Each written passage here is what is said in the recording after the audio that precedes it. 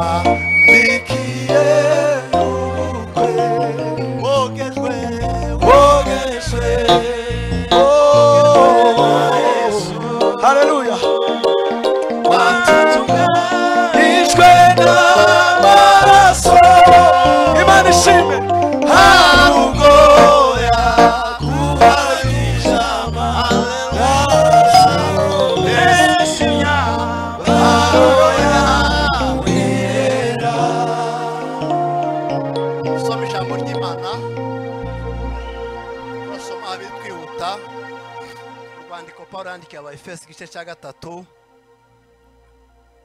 umurongo wa 20 twongere dusome abantu babiri bazi gusoma bihuta rwandiko rwa mbere Pawulo yandikiye Abakorinto igice cya mbere ahere ku murongo wa 26 abo bantu basome bihuta kugira ngo twinjire mu ijambo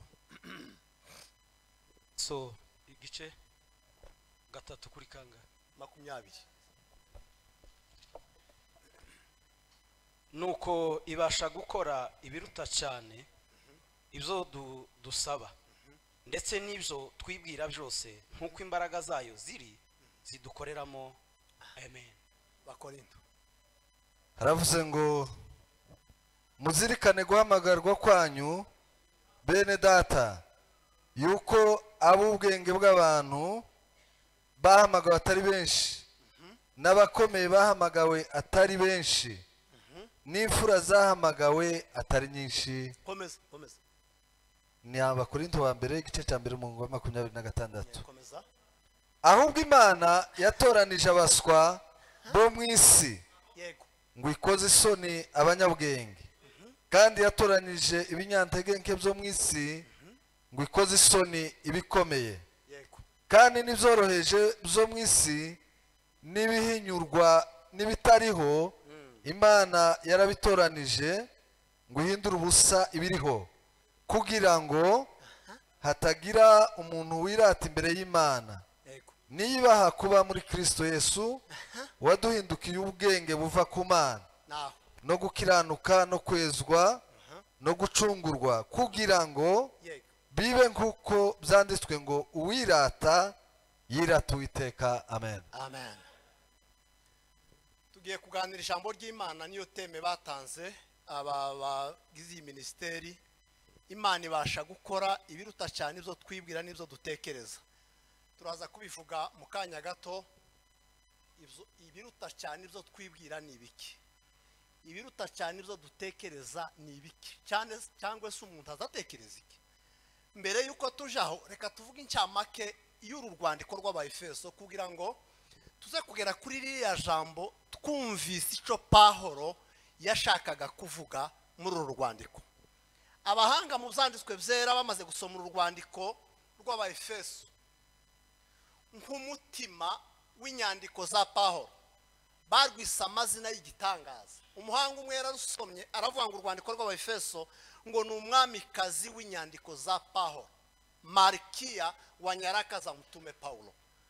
Uwa kabiri aravuga ngo ni inkuru ihebuje itangaje izindi nkuru zose muri uru rwandiko rw'Abaefeso. Uwa gatatu aravuga ngo ni ikamba ry'inyigisho za Pawulo. Uwa kane aravuga ngo ni isoko ihumekera, isoko source ihumekera inyandiko za Pawulo zose. Uwundi muhanga aravuga ngo iyo twinjiye muri uru rwandiko ngo ni mu mpumuro nziza n'amasengesho n'ibisingizo byo muri Kristo Yesu. Bwana sifiwe, Bwana sifiwe. Uwundi aravuga ngo iyo twinjiye mu rwandiko rw'Abaefeso, iyo turwinjiyemo ngo tuba twinjiye mu ituza kure y'urusaku, kure ya desordre, kure y'imyumvire mibi. Iyo twinjiye mu Baefeso tuba tugeze ahantu ha discipline cyane cyane kubera ko tuba twicaranye na Kristo tuvugana nawe nta kure y'induru. Ikindi aravuga ngo ni mu mwiherero, niho muri retraite, mu mwiherero w'umwuka na Kristo. Tuba turi mu mwiherero twiherereye, turi kure y'isi kandi tuyituyemo kubera ko turi muri Kristo Yesu. Ese turi kumwe? Bwana asifiwe. Ikindi ngo twinjiye mu Efeso ngo tuba twinjiye ahantu ho kuruhukira, donc kure y'imiruho. Mu Efeso hari amagambo amwe Yesu yavuze, iryo jambo nta muntu worivuga mu isi. Yaravuze ngo muze mwese abarushe n'abaremererewe munsange. Kujya kuruha no kuremererwa biratandukanye. Kuruha n'ibyo ukora imbaraga zigashira, kuremerererwa n'ibyo ushirwaho udashoboye kwakira. Uwo wari umurundo w'imitekerereze y'amategeko n'ubuyobe bw'ibitekerezo kuva kuri Adamu, noneho bigenda byiyongera mu muntu. Iyo twinjiye mu Efeso haturangira umuti wo kuruhuka ubwo buremere bwose. Bwana asifiwe. Haleluya. Ikindi muri uru rwandiko turwinjiyemo ngo ni mu bwami bw'umwuka. Tuba twinjiye muri guverinoma y'umwuka hamwe na Kristo, tukagera ahantu tutaba bacu ngo twigenge twishire twizane twigirire control, tukagera ahantu aho Paulo yavuze ngo sinkiri uwanje ngo nigenge nishire nizane. Buriya abantu bari mu gusobanukirwa gukizwa nabi. Gukizwa ni ukuva mu bubata uja mu bubata, nibyo bisobanuro by'ukuri. Uva mu bubata bwa Satani ukinjira mu bubata busha bw'umwuka, nta bwigenge buba buhari n'ubundi. Imana ishobora twese. Haleluya. Muri uru rwandiko rw'Abefeso n'incamake nari mvuze, Paulo yavuze amagambo aremereye muri uru rwandiko. Niwe wenyine mu bahanga bahishuriwe iteka ry'umuntu. Nta wundi muhanga wavuze iteka ry'umuntu. Reka mbabwire muzamumenya ko umuntu niwe ugira imyaka myinshi kuruta isi. Umuntu araruta isi ku myaka myinshi. Kubera ko yatoranijwe muri Kristo Yesu. Imfatiro z'isi zitarabaho, umuntu yariho. Imana yaje gutora igitaka gusa ngo igishire mu muntu wahoze zitararema. Ni ukuvuga iki? Turi bakuru ku isi kandi nta bukenya butubamo, nta bukenya butubamo, turabiteka. Nusoma mu mubwiriza 3:11 Bibiliya iravuga ngo Imana yashize umuntu mu intekerezo ziteka. Umuntu ntakorera hano, akorera mu iteka, areba ibintu mu iteka. Ni Imana izireba ico twashize mu iteka kuko turabiteka. Bwana sifiwe. Muri uru rwandiko rero ngiye kwihuta kugira ngo ngere kuri iriya jambo ibasha gukora. Rufite ibice 6 kandi byose uko bingana bivuga muri Kristo Yesu. Muri uru rwandiko yavuze Kristo Yesu ingenzi 38. Igice cya mbere kivuga ko twahawe imigisha y'uburyo bw'umwuka muri Kristo Yesu. Kandi iyo migisha umugisha ukomeye. Uri abantu kibazo bafite bari mu kurebera imigisha kuri ibi bintu bigaragara, bino bintu tubona. Ibigabyo n'abapagani barabigira, nibo banagira byinshi.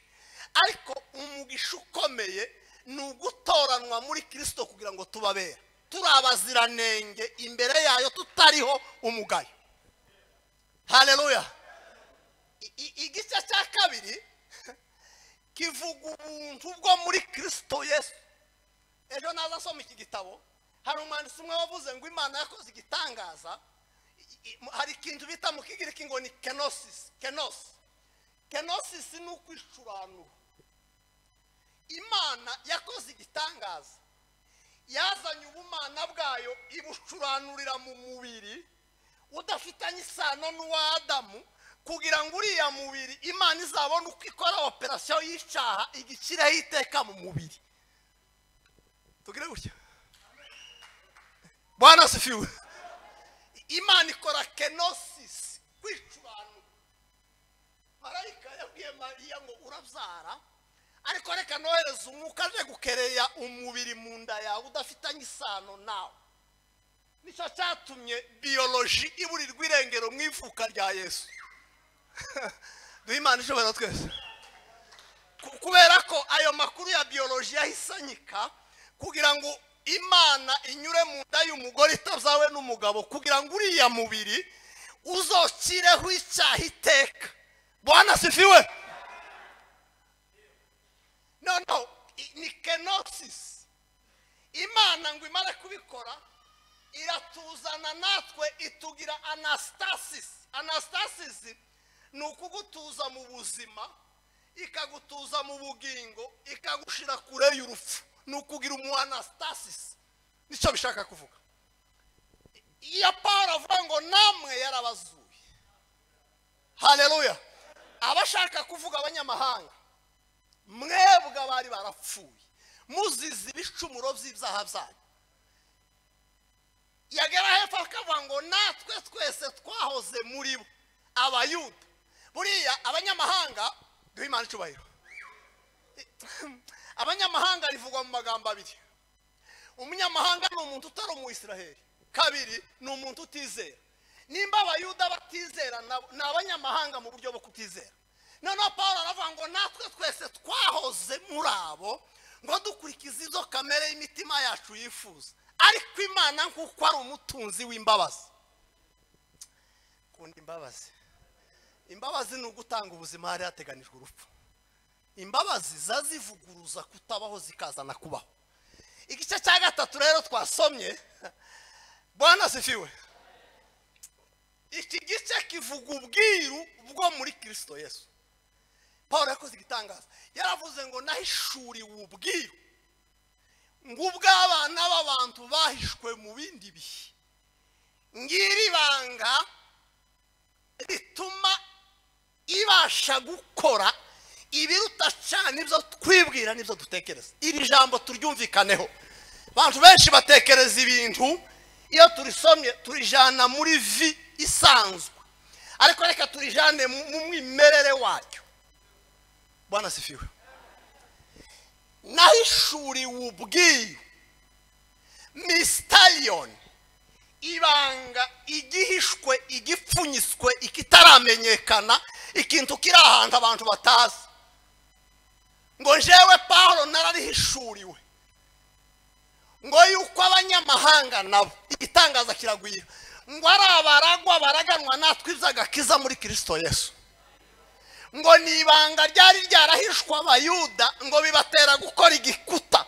Baravuga ngo umunyamahanga, hari umwanditsi umwe yasobanuye ririya jambo rivuga ngo agakiza kacu karatwegereye kugira ngo ese muzamuryumva iryo jambo. Ese agakiza ubundi kegera umuntu umunsi agira gute yizera. Ariko noneho Paulo aravuga ngo karatwegereye kuruta igihe. Kubera iki? Ihema ryagiraga ahera hahera, rikagira hano ahera, rikagira muri uwanja hariya mu kibuga ibitambo byaziraga n'abanebwe baje gutamba, rikongera rikagira hanze hariya hanze hagaraga abagore b'abayuda. Hirya kure y'abagore b'abayuda abanyamahanga nibo babagaho, ngo bakaza barunguruka agakiza. Turi kumwe bakaza barunguruka agakiza. Paulo arabihishura ngo noneho mw'abanyamahanga mwe ntimugihaye murunguruka ngo mucishe amaso yanyu kuri famiye za Israeli. Agakiza kacu karatwegereye noneho kuruta cyagihe bagaza bababwira ngo murizeye mutizeye. Bwana asifiwe. Ubwiru Paulo yahishuriwe nuko umunyamahanga, Bibiliya iravuga ngo mwariho mutagira Imana, mwari mwisi mutagira Imana rurema. Uzi umuntu kuba mwisi atagira Imana yogenda te, yovuga te, ngo nta masezerano mugira, nta byiringiro by'ibizaba. Bwana asifiwe. Ubu bwiru Paulo yahishuriwe, haleluya, muri iki gice cya gatatu. Ngiye kuvuga rero ririya jambo ibasha gukora. Muri iki gice cya gatatu kigabuyemo gatatu, kiroroshe cyane. Igice cya mbere umurongo wa mbere kugeza ku murongo wa 13, Paulo yaza asobanura ubwiru bw'igitangaza ariko gakiza kuzuye kiteka. Ngo Kristo yatuboneye gucungurwa kwiteka, ashaka kuzana abanyamahanga n'abayuda ngo abagire umwe muri Kristo Yesu. Hareke kuba umugabo cyangwa umugore cyangwa umugiriki. Bwana sifiwe. Pawulo avuga ngo ubwo bwiru ni abanyamahanga baje tubana nabo mu gakiza hatabaho kurobanura ku butoni. Ayo magambo asobanurwa guhera ku gice cya mbere umurongo wa mbere kugeza ku murongo wa gatatu wa 13, guhera ku murongo wa 14 kugeza ku murongo wa 17. Pawulo, haleluya haleluya, Pawulo arasenga, asengera imiryango ibiri. Aravuga ngo nicyo gituma mfukamira data wa twese, uw'imiryango yo mu ijuru no mu isi yitirirwa. Imiryango yo mu ijuru ni abarangije urugendo neza. Bibiri zivuga ngo bapfuye bacizera batarahabwa ibyasezeranijwe. Bariya barangije urugendo neza, bariya badutegereje ngo ko ndasabira imiryango yo mu ijuru no mu isi. Ariko mu isi ni umuryango umwe wo muri Kristo Yesu urimo amoko atandukanye yashungujwe amaraso. Duhimana cyubahiro. Niko yaza ashaka kuvuga, ariko nkundi ikintu cy'amaraso. Ubusanzwe hano hari abaganga, imikorere y'amaraso yarantangaje. Amaraso n'ubusanzwe buriya amaraso niyo azajana umwuka mu mubiri. Ni ukuvuga ngo idamu idahari, ivoyaje y'umwuka ntihari. Je sinizi ikiganga ariko nkayo haki. Ni ukuvuga ngo idamu idakoze urugendo umwuka kugumuma biroroshe. Iyo ni systeme Imana yubatse mu muntu kera. No muri systeme yo gucungura niko bimeze. Kandi aho amaraso atageze, abaganga bari hano barabizi, amaraso atageze ni roho ntihagere, hahindura systeme yaho hakaba deforme. Nukuvuga ngo bamureba mujisha ka umuhondo, bamureba ibidore agahinduka ukundi, agatangira kugira isereri kubera ko amaraso n'umwuka ndibaye bikora muri we. Nicyo gituma abantu bagoye badafite amaraso ya Kristo n'umwuka we. Asiko turi kumwe. Bwana sifiwe. Bwana sifiwe.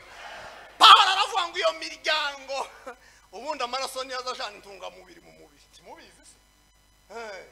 Na ya Yesu ni azajana ijambo ry'Imana muri twe. Maneno ya Mungu ni kwetu chakula na dawa ya roho. Ni nguvu ya kusaidia Mkristo katika safari. Arikinda amaraso azakora arantangaje. Azatuma umuntu atagira degerezo hejuru, atagira ubushuhe bene ubw'intege nke ngo buzamuke, akagushira ku gipimo kizima tugira abazima. Ariko amaraso ya Yesu manshi.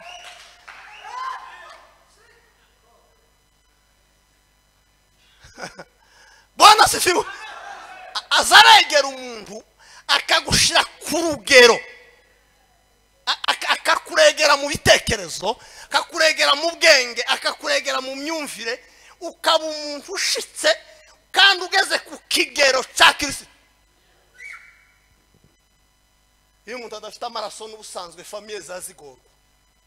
Nukuri kw'Imana ngo amaraso yamushizemo. Bagatabaza abaganga bakajana ku bitaro bagatangira kumubwira imirire imwe y'imperuka iraha akarya kugira ngo agarure idamu.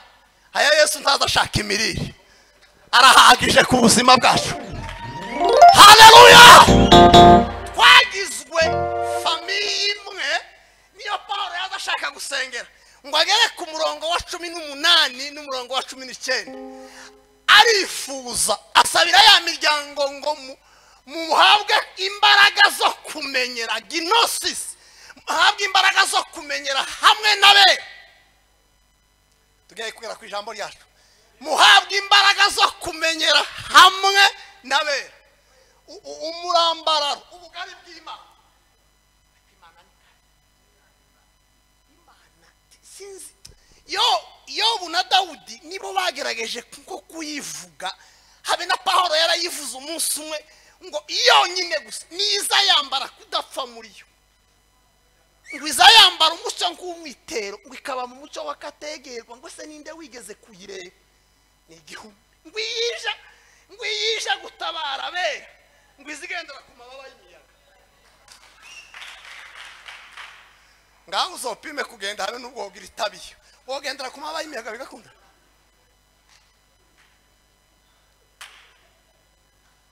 duhima cyubahiro. Bwana sifiwe. Dawudi yaravuze ngo iziterura ibirwa kuterura ikintu gito, ngo amahanga kuri yo ni nk'igitonyanga cy'amazi. Muri ibyo yaravuze ngo gukomera kw'Imana yacu ngo tuzakubwira biki gihe ngo n'ikindi kizaza, ngoma y'Imana tizahanguka. Haleluya. Aravuga ngo muhabwe imbaraga zo kumenyera hamwe n'abera ubugari bw'Imana, ngo n'umurambararo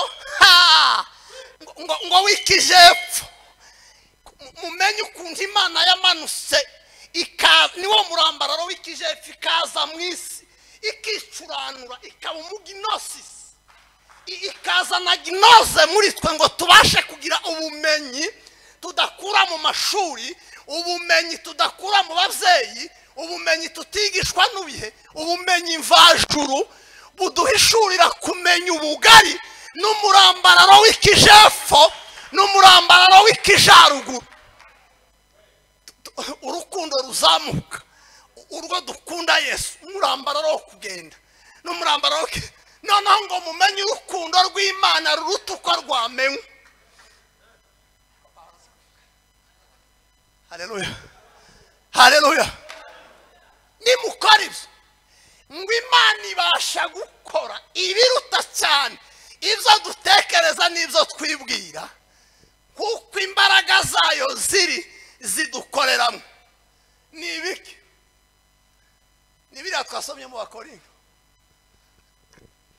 Imana, Bwana sifiwe, Bwana sifiwe. Icya mbere ni ukubona wewe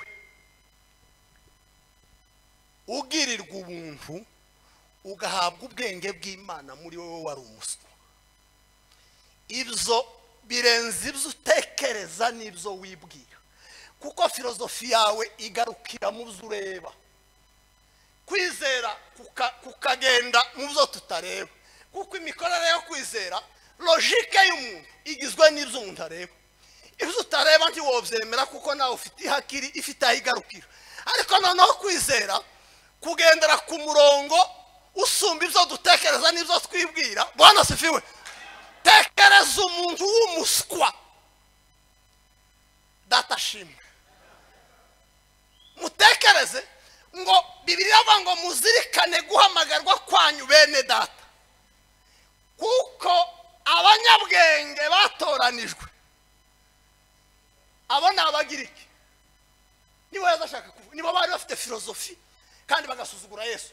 Yesu umuntu urimo ufite ababyeyi bari mu cyiciro cya mbere cy'ubudehe, wavukiye i Nazareti, bababaji, umuntu utarageze muri Atene, tagere muri Alexandria, tatembere mu mujyi w'i Roma, byibura ntabe nko muri Tarso habaga amashuri y'abana bakomeye, tabane n'aba professeur ordinaire bigisha abami babami.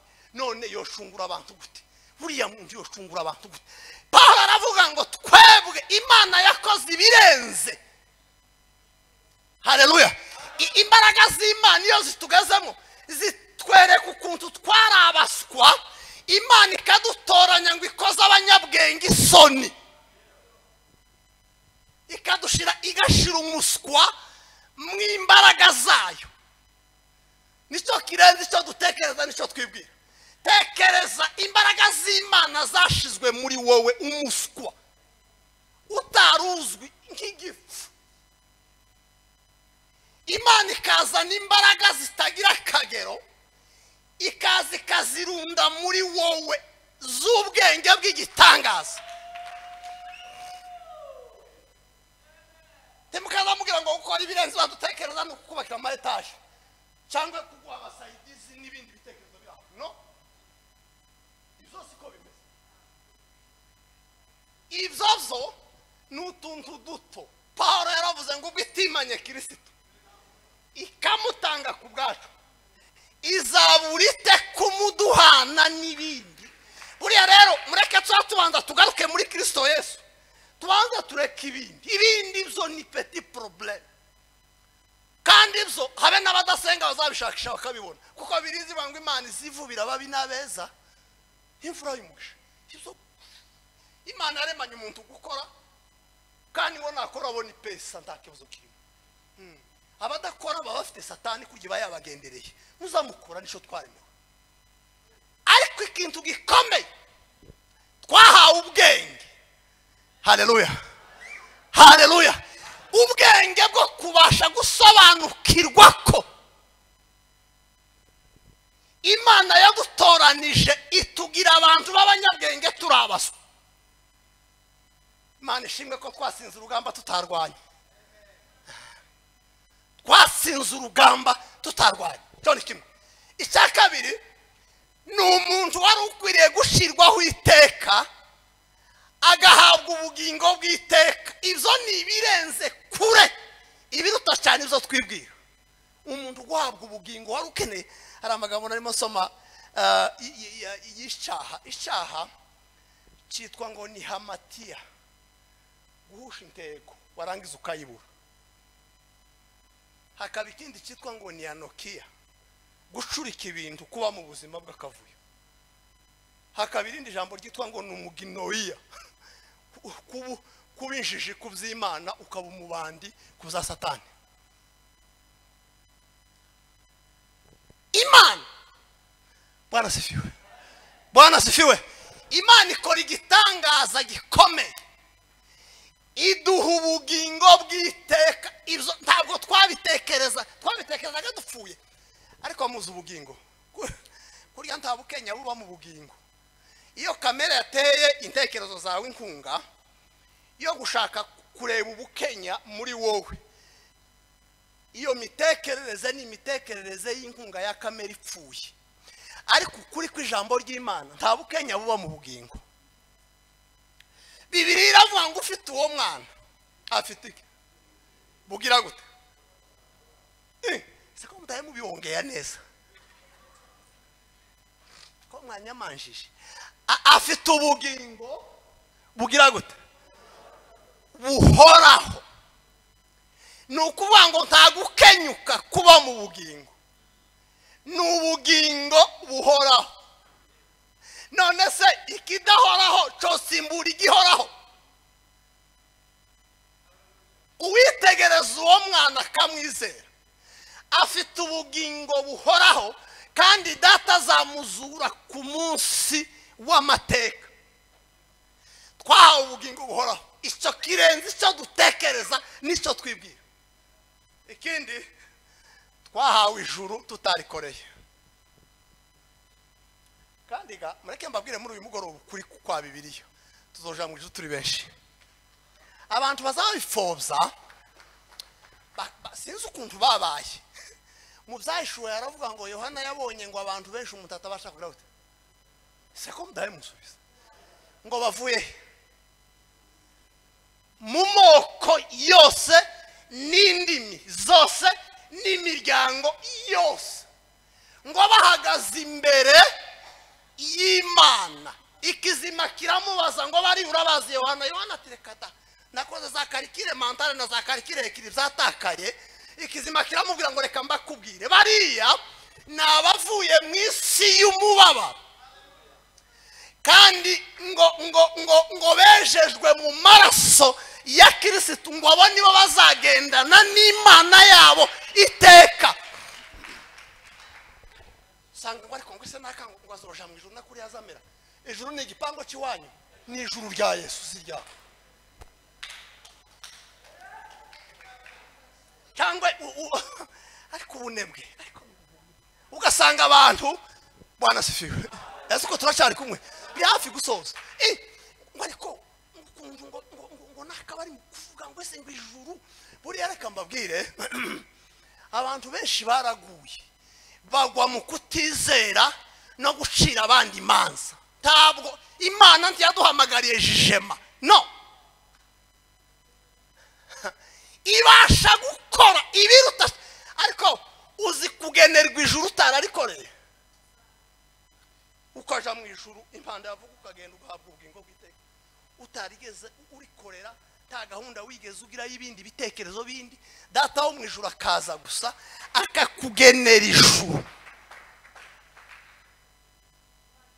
abantu benshi sinzi ukuntu bari mu kwigira haleluya ijuru kuja mu ijuru ni ibintu byoroshe muri uyu mugoroba ndabivuze biroroshe biroroshe pe kuja mu ijuru ahubwo kuja kwa satani nibyo bikomeye nukuba umubandi nukuba icihebe nugukora za tabiya zose zo mu imonde muzi none nibyo byoroshe ariko kuja mu ijuru ni formule gusa yo kwizera Yesu Kristo. Haleluya.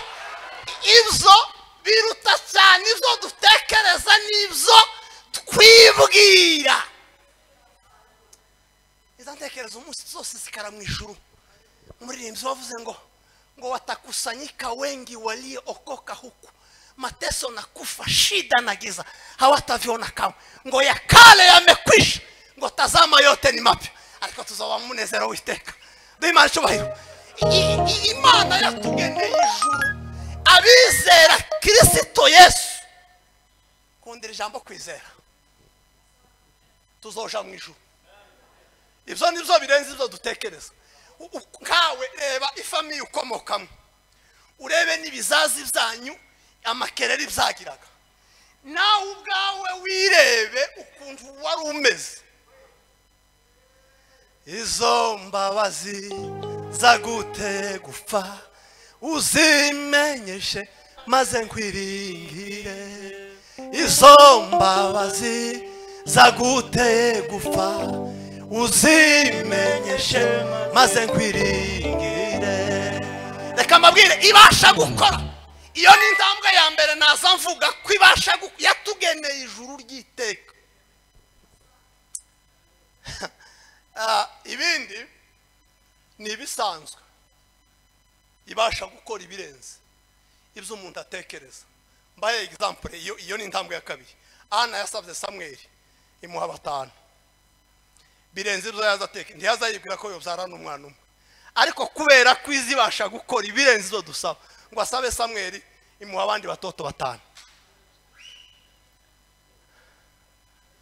Bwana sifiwe. Mbabwire ikindi kimwe, iyo ni semuga ya kabiri y'ubuzima busanzwe. N'umuhungu abahungu bikingo n'abatipe, n'umuhungu bita ngo ni Mephibosheth. Ibasha gukora. Kari karamugaye bakajana kwa Makiri Irodebar, munebwe wita Makiri, ngo bamare kuhamugeza kaba mu buzima bubi. Kandi kari kahungishwe n'umushumba wabo ngo wari warazunguye bita Siba. Ndimukita abana banyu basiba mutazozana ishida kawo ndi wisumwana ngo Herode mafuti gusa.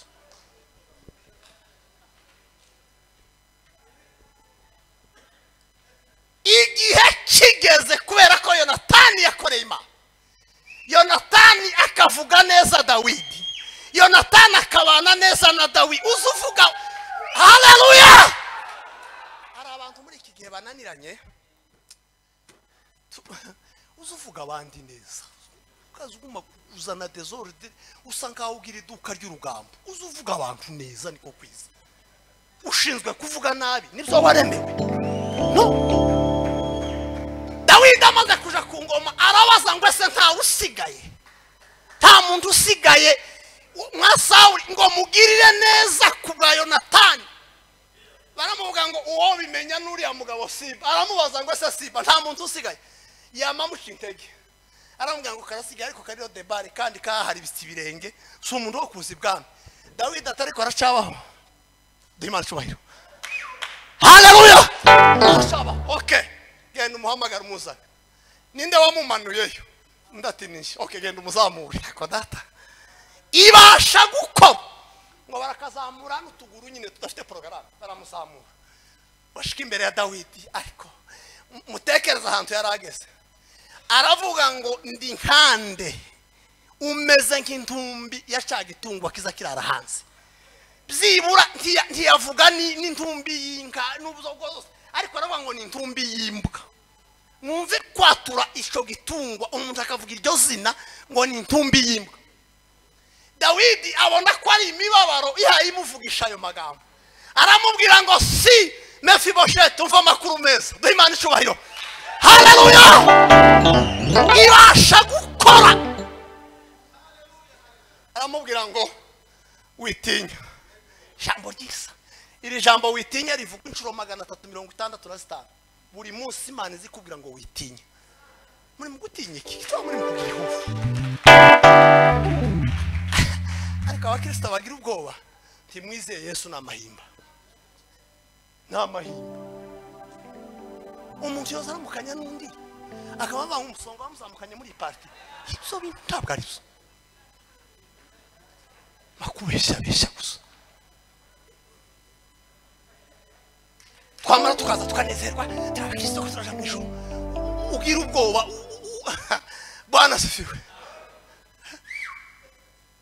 ukasinya kuvuga iyo hayusha Eliya yabwiye abanebwe bose bari bafite itabi yaravuga bari munyegere kore operation mu nduzi je ndakora operation mu nduzi aramubwira ngo witinya cyakabiri humura akwambwiye amagambo humura icyagatatu Bwana sifiwe Mephibosheth nzasangira nawe kuzogeza nshaje ku meza yanje y'ibwami icyakane uzatura hano icyagatanu ibintu byose mwanyazwe guhera kuri soko Sawuli byose uko bingana nzabigusubiza nuriya munebwe wari wabazunguye nawe nzayimunyaga mbiguheze icyagatanu ngiye kugushingira umukobwa mwiza w'umuheburayo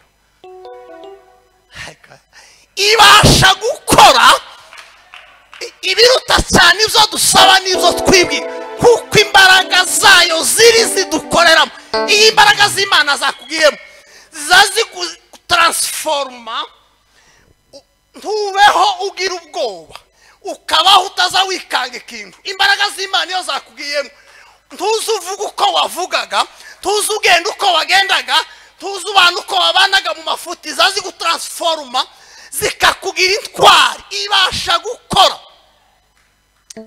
haleluya ariko data aho nsubiye n'ijya jambo rya kabiri rya mbere mwaryumvishije hari undi muntu Imana yakoreye ibirenze byatekerezaga ariko nk'umurwayi imyaka 38 mu byukuri muzamutekereza ko yari afite amwazo yo gukira gute muziyenze nawe ubwe yari afite amazimwe afite ishingiro ry'iwuzuni y'iminsi miremire kandi tawo mugaye habe na Yesu yaramubaje ngo urashaka gukira yamamwe wasingira uwanje siko Yesu yari yamubashije urashaka gukira ngo igihe mareka yaje ntazamenya ama information uwo mugaya yari afite imibabo ariko Yesu ngo amenya ko wagize igihe kirekire aramubwira ngo ugize iminsi uburiri bukwikoreye none ushanje mirabaye wewe ikorera uburiri bwawe wigende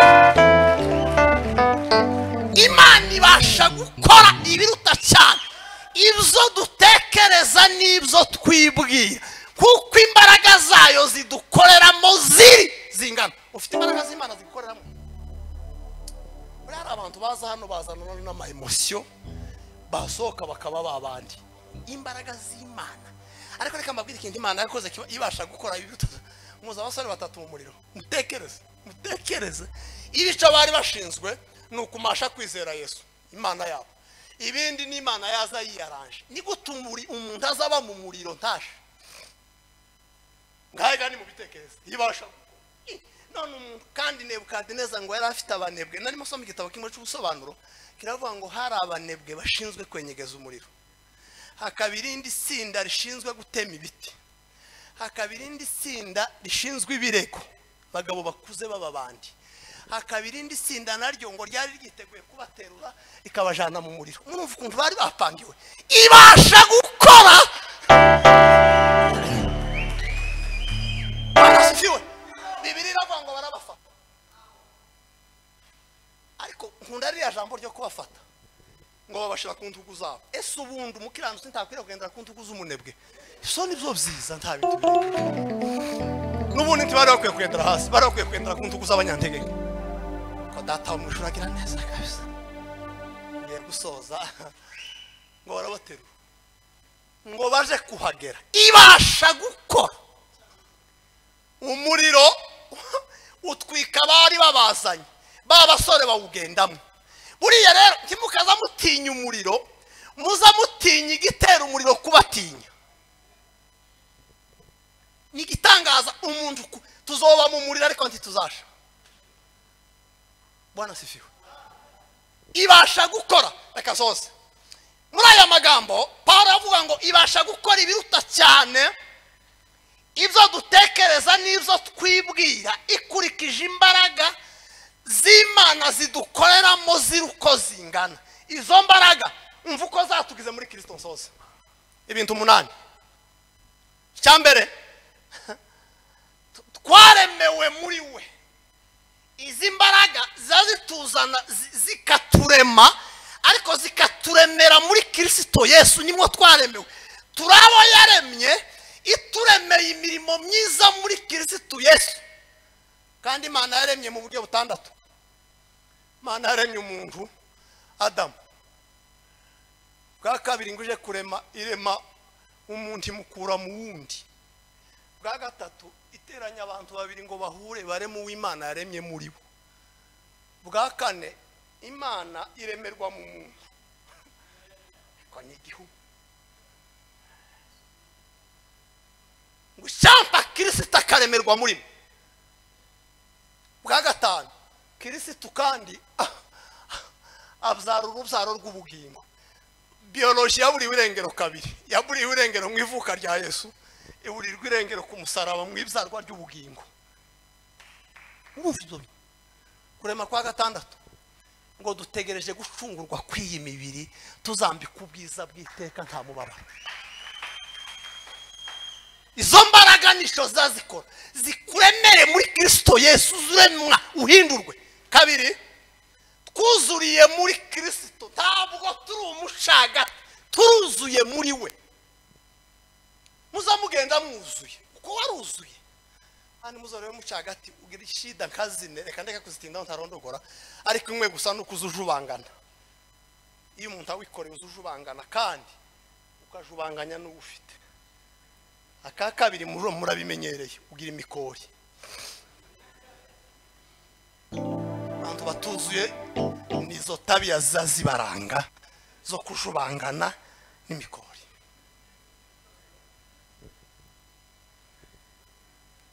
Imana yatwujurije muri Kristo twuzura mu bwenge twuzura mu mbaraga twuzura mu bwiza twuzura mu bwinshi.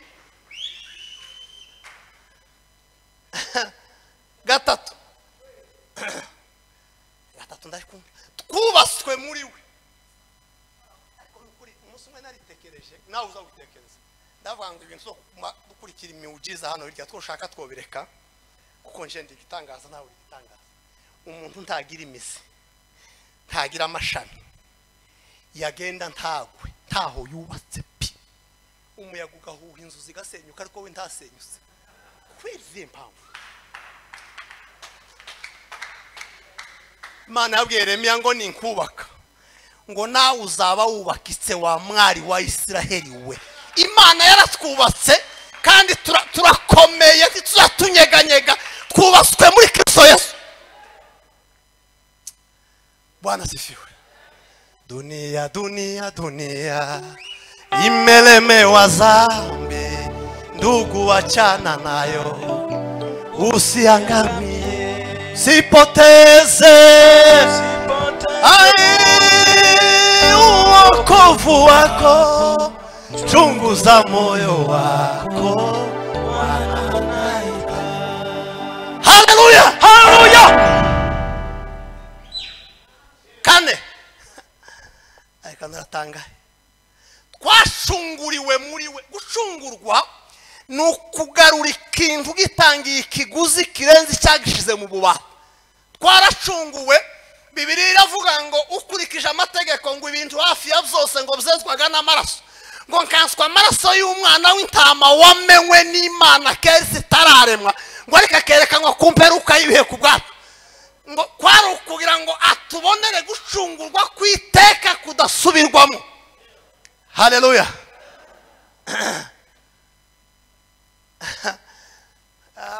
Tugeze kuri yakangaye twihute. Ya gatanu ngo duhishwa muri we. Uko tuba kure ya Satani tuba kure ibiza biduhiga turahishwe. Timuza mumva ko Paulo yandikiye abakorinto abakorosayi igice cya 3 gubwo mwapfuye ku migenzereze y'ibyisi ngo ntimukongere gushaka ibiri mu isi hasi, ngo mushake ibiri mu ijuru hejuru, ngo uko mwapfuye ubugingo bwanyu bugahishanwa na Kristo mu Mana. Ni ukuvuga ngo ubugingo bwacu burahambirijanywe n'ubwa Kristo, turahishe. Kandi aho tubanza twohigobotora mentalite yo kuhava ntizokunda, kubera ko uhishe muri Kristo Yesu. Gatandatu niko tugeze warya, dukomerera muri we, turakomeye. Ni ukuri turakomeye, ntituzatunyeganyega kubera ko dukomeye. Uwumva aya magambo azaba nk'umunyabwenge wo basinzuye ku rutare. Izi mbaraga ziduha gukomera kurenza ibyo dutekereza n'ibyo twibwira. 8 karindwi, kwizerera muri we. Kundira ijambo ryo kandi muri iyi minsi iri kumfasha. Kwizera kuza gutuza umuntu mu butsinzi mu cyicaro cyo kunesha, kwamara kukamwibagiza kuneshwa. Iyo ufite kwizera kuza kukakujana kure yo kuneshwa, kukakwigize hafi yo kunesha. Kwizera niwo muyoboro gusa wo guhabwa ibyasezeranyijwe. Kwizera niko gutuma tunezeza Imana. Nuzoza uririmba utizeye ni zero, nusenga utizeye habe n'ubwoko bukamavi ibitungo ni zero. Imana ntizisubiza gusenga, izisubiza kwizera. Wasenga kurusha abafarisayo wewe, barabagabo babandi bashaje mu idini, bagaza basenga amasengesho bagiye muri dushe, bagasenga amasengesho bagiye ku bintu by'imirire, kuko bakundaga itungo cyane. Bagakunda amasengesho mu mayira abiri, bagakunda amasengesho mu isoko, bari barayanditse batagira kwizera. Byose bishobokera abizera. Reka turangirize kuri iri jambo, tugendera muri Kristo Yesu. Umva mbabwire, izi mbaraga ziduha kugendera muri Kristo Yesu, tugendera muri we. Intambwe zacu zose, urugendo rwacu rwose ni muri Kristo Yesu. Hari aho Paulo yavuze ngo, Bwana asifiwe, ngo nimba ngenda, intego yo kugenda ni Kristo. Nimba nandika, uwo nandika ni Kristo. Nimba mbona, uwo mbona ni Kristo. Nimba numva, ariko nkundiki ugutwi, kurya ugutwi nirembo rijana ibintu mu bugingo. Shema ugutwi nirembo rijana ibintu mu bugingo. Ngo nimba numva, uwo numva ni Kristo. Nimba ntekereza, uwo ntekereza ni Kristo. Reka soza mbabwira ngo ibasha gukora ibiruta cyane ibyo wibwira n'ibyo utekereza. Kuri iri jambo soze hari irindi jambo rya gatatu. Imana izikora ibiruta cyane. Bibiliya ivuga ngo umwuka azatunihira iminiho itagira gute. Ya yindi utazuvuga umwuka azayiniha, ibyo ni ibirenze ibindi utekereza. Hari iminihimo, hari ibintu utazi wewe. Ibyo umwuka azabidufashamo kugira ngo Imana idukorere ibirenze ibyo twibwira n'ibyo dutekereza. Haguruka dusenga Imana.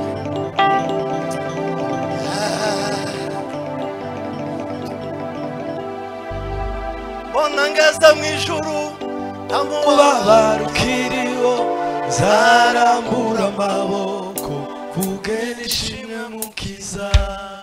Nimbona ngeze mu ijuru, ubabara ukiriho, zarambura amaboko, vuge nishimwe mukiza.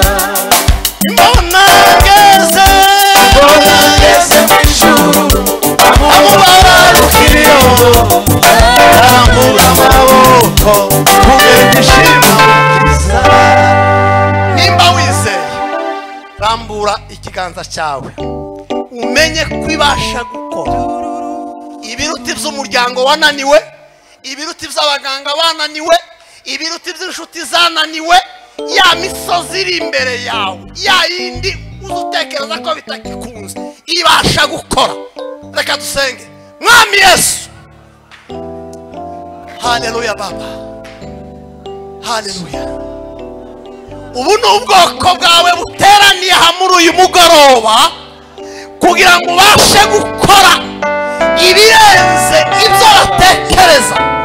Hari ibirenze ibyo batekereza, hari ibirenze imbaraga zabo, hari ibirenze ubushobozi bwabo, hari ibirenze inshuti zabo, hari ibirenze ibitaro izo mbaraga zikorera muri twe zibashe gukora ibirenze ibyo twibwira. Kiza abarwayi, kiza abafite ibibazo bitandukanye, abafite imisozi y'ibigeragezo imbere yabo. Bibiliya zivuga ngo mwa misozi minini mwe mwiyitika imbere ya Zerubabeli muzabibibaya. Uyu mugoroba mwami, reka ubwoko bwongere buhembuke, reka bongere bakurebere mu bugingo, reka wongere ukora ibirenze ibyo bibwira n'ibyo batekereza. Uri Imana izidutekerereza kure, wadutekereje mu mugambi w'iteka. Uzumenya avenire yacu, ukamenya ibiri imbere yacu twe tutazi. Ibirenze ibyo twibwira n'ibyo dutekereza. Imbaraga zawe zigaragare muri uyu mugoroba, zikorere muri twe, zidutransforme mu buzima bwacu. Muri Kristo Yesu niho twaherewe amahoro y'iteka. Tubisenze mu izina rya Yesu Kristo umwami wacu. Amen. Yesu abagire neza.